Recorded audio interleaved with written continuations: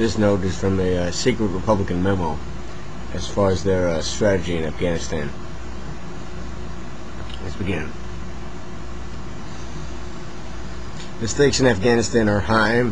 It's almost written as a proposal. The stakes in Afghanistan are high. NATO's comprehensive strategic political military plan and President Obama's strategy to disrupt, dismantle, and eventually defeat Al-Qaeda and prevent the return to Afghanistan have laid out a clear path of what we must do. That's if the President signs on, I guess. Stability in Afghanistan is an imperative. If the Afghan government falls to the Taliban, who has insufficient capability to counter transnational terrorists, Afghanistan could again become a base for terrorism with obvious implications for regional stability. The situation in Afghanistan is serious. Neither success nor failure can be taken for granted. Although considerable effort and sacrifice have resulted in some progress, many indicators suggest the overall situation is deteriorating. We face not only a resilient and growing insurgency, there is also a crisis of confidence among Afghans, in both their government and their international community, that undermines our credibility and emboldens the insurgents. Further, a perception that our resolve is uncertain makes Afghans reluctant to align with us against the insurgents. Success is achievable, but it will not be attained simply by trying harder or doubling down on the previous strategy. Additional resources are required, but focusing on force or resource requirements misses the point entirely. The key takeaway from this assessment is the urgent need for significant change to our strategy and the way that we think and operate. NATO's International Security Assistance Force, otherwise known as ISAF, requires a new strategy that is credible to and sustainable by the Afghans. This new strategy must also be properly resourced and executed through an integrated civilian military counterinsurgency campaign that earns the support of the Afghan people and provides them with a secure environment. To execute the strategy, we must grow and improve the effectiveness of the Afghan National Security Forces, otherwise known as the ANSF, and elevate the importance of governance. We must also prioritize resources to those areas where the population is threatened, gain the initiative from the insurgency, and signal unwavering commitment to see it through to success. Finally, we must redefine the nature of the fight, clearly understand the impacts and the importance of time, and change our operational culture. Redefining the fight. This is a different kind of fight. We must conduct classic counterinsurgency operations in an environment that is uniquely complex. Three regional insurgencies have intersected with a dynamic blend of local power struggles in a country damaged by 30 years of conflict. This makes for a situation that defies simple solutions or quick fixes. Success demands a comprehensive counterinsurgency, otherwise known as COIN campaign. Our strategy cannot be focused on seizing terrain or destroying insurgent forces. Our objective must be the population. In the struggle to gain the support of the people, every action we take must enable this effort. The population also represents a powerful actor that can and must be leveraged in this complex system. Gaining their support will require a better understanding of the people's choices and needs. However, progress is hindered by the dual threat of a resilient insurgency and a crisis of confidence in the government and the international coalition. To win their support, we must protect the people from both of these threats. Many describe the conflict in Afghanistan as a war of ideas, which I believe to be true. This is by the author. However, this is a deeds-based information environment where perceptions derive from actions, such as how we interact with the population and how quickly things improve. The key to changing perception lies in changing the underlying truths. We must never confuse the situation as it stands with the one we desire, lest we risk our credibility.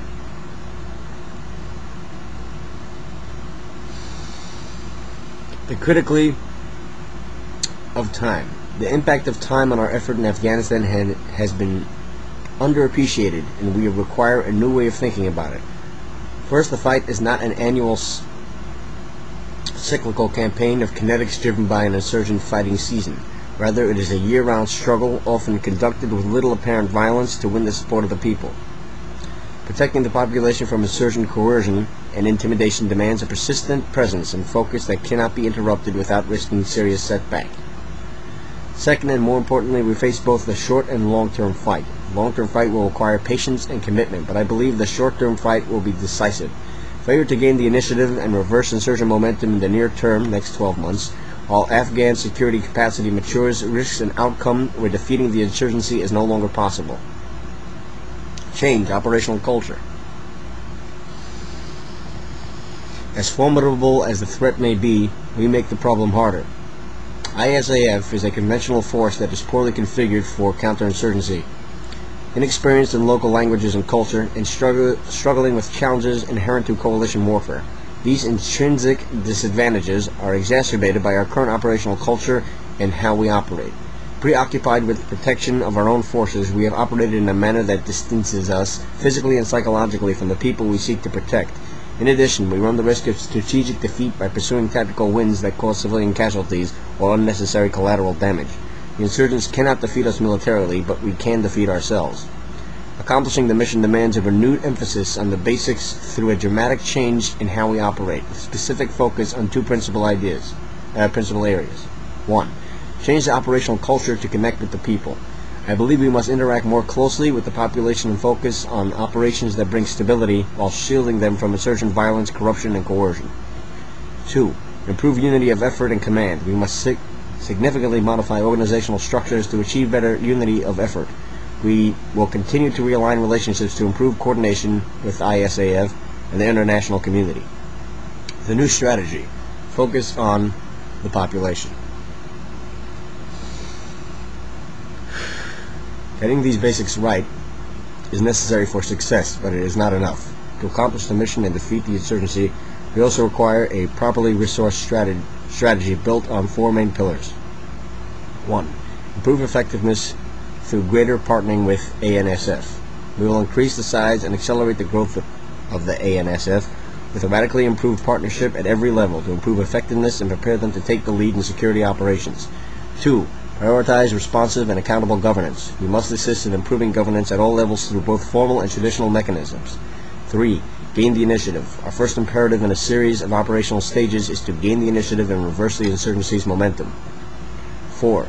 Focus resources. We will prioritize available resources to those critical areas where vulnerable populations are most threatened. These concepts are not new. However, implemented aggressively, they will be revolutionary to our effectiveness.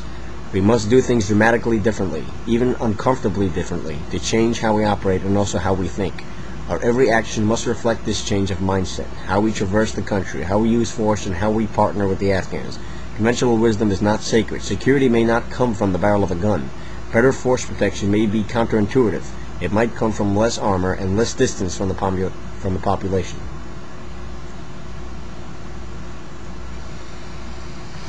The basis of assessment, analysis, and experience. My conclusions were informed through a rigorous multidisciplinary assessment by a team of accomplished military personnel and civilians, and my personal experience and core beliefs.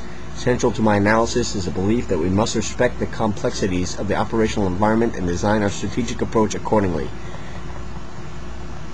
As we analyzed the situation, I became increasingly convinced of several themes: that the objective is the will of the people, our conventional warfare culture is part of the problem, the Afghans must ultimately defeat the insurgency, we cannot succeed without significantly improved unity of effort, and finally that protecting the people means shielding them from all threats. A strategy for success, balancing resources and risk. Our campaign in Afghanistan has been historically under-resourced and remains so today. Almost every aspect of our collective effort and associated resourcing has lagged a growing insurgency, historically a recipe for failure in counterinsurgency operations. Success will require a discrete... Wait a minute. I didn't like the growing insurgency. Historically a recipe for failure in counterinsurgency. Success will require a discrete jump to gain the initiative, demonstrate progress in the short term, and secure long-term support. Resources will not win this war, but under-resourcing could lose it. Resourcing communicates commitment, but we must also balance force levels to enable effective ANSF partnering and provide population security while avoiding perceptions of a coalition dominance.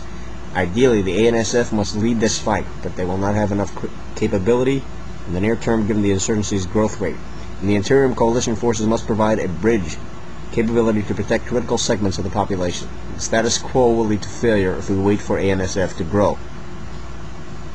The new strategy will improve effectiveness through better application of existing assets, but it also requires additional resources. Broadly speaking, we require more civilian and military resources, more ANSF and more ISR and other enablers. At the same time, we will find offsets as we program other assets and improve efficiency. Overall, SAF requires an increase in the total coalition force capability and end strength.